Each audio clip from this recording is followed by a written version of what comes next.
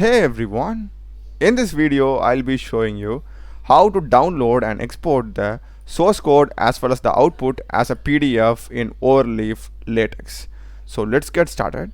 So first thing, just open your project and come to the home interface of that. So you'll be having the code over here and the corresponding output to the right side of it. And to the leftmost top you'll be having this menu option.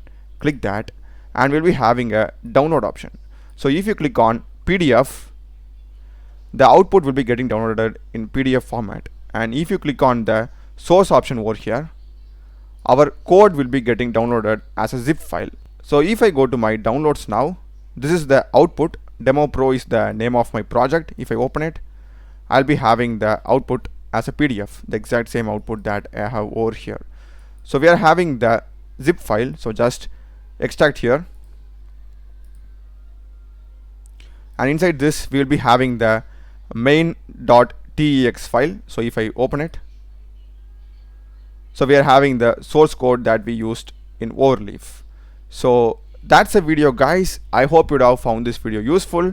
Do check the playlist of my channel. Done a lot of videos in programming and AI tools. Subscribe me. Thanks for watching.